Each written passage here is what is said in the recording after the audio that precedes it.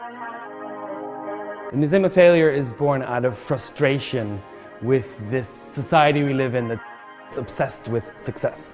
We think that by consuming stories about successful people, that it will rub off on us, which is wrong.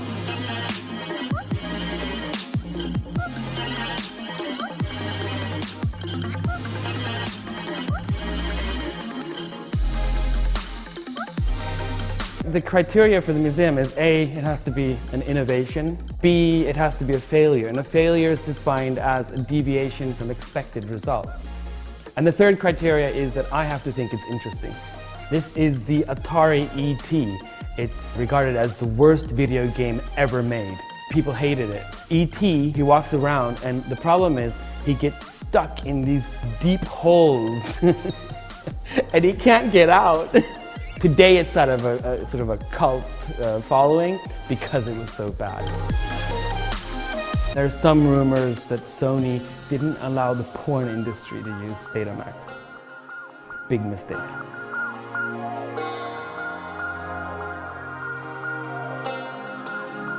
Failure hurts.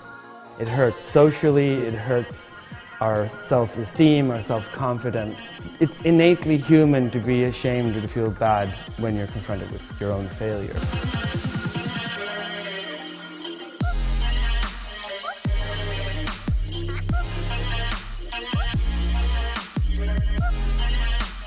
This is the DeLorean. It's a sports car. The reason it was chosen to be in the films Back to the Future is because it was such a failure as a car.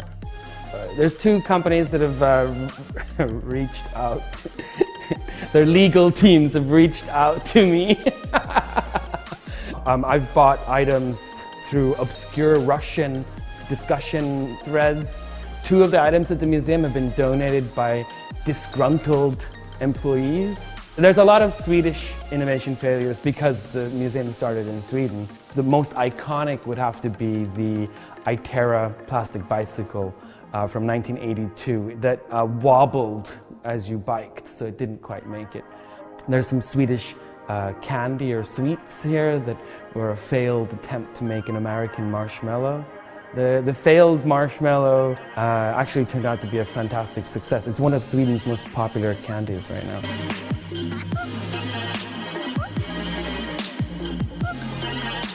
The most common response is that people feel liberated by seeing these big brand name companies like Google, Microsoft, Apple, that it feels like, okay, if they can fail and they're very successful, then me too, I can fail. We're so used to this sort of corporate communication where everything is refined, everything is perfect, and failure gives us a glimpse of the realness, the genuine story.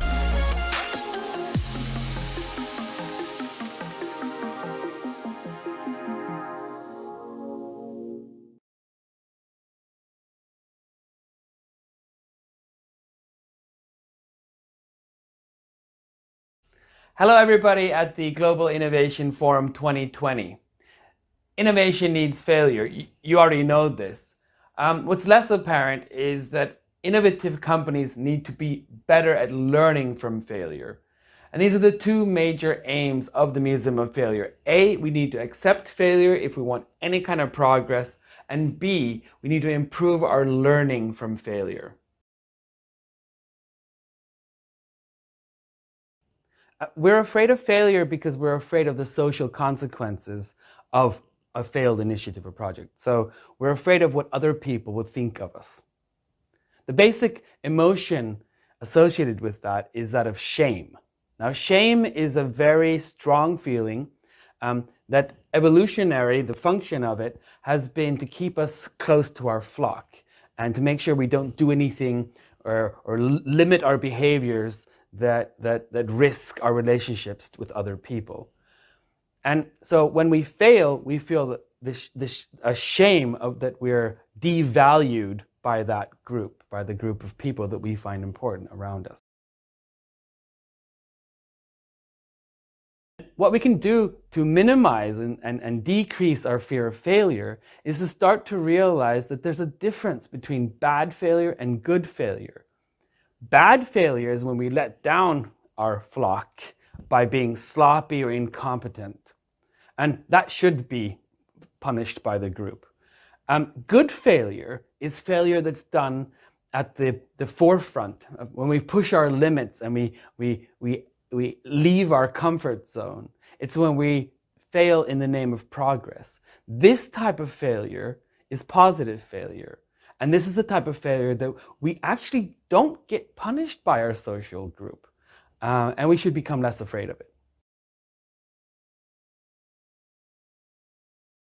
Well, I think when you talk about resilience in the context of innovation, it's important to sort of distinguish between fear avoidance, or failure avoidance rather, and sort of failure recovery. So some organizations, some companies are really good at avoiding failure, and these companies are also not very innovative, whereas other companies are good at recovering from failure. And I think, for me, when I think about resilience in the context of innovation, this is, I think, what we're looking for. Being able to fail on a smaller scale and maybe a slightly larger scale, and quickly recover from that.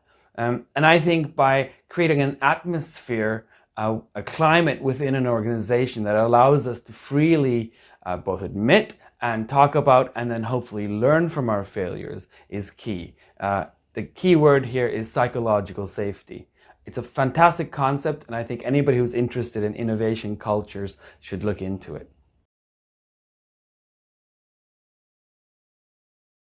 What I'm most excited about right now is a temporary exhibit within the Museum of Failure, which is focused on failed leadership.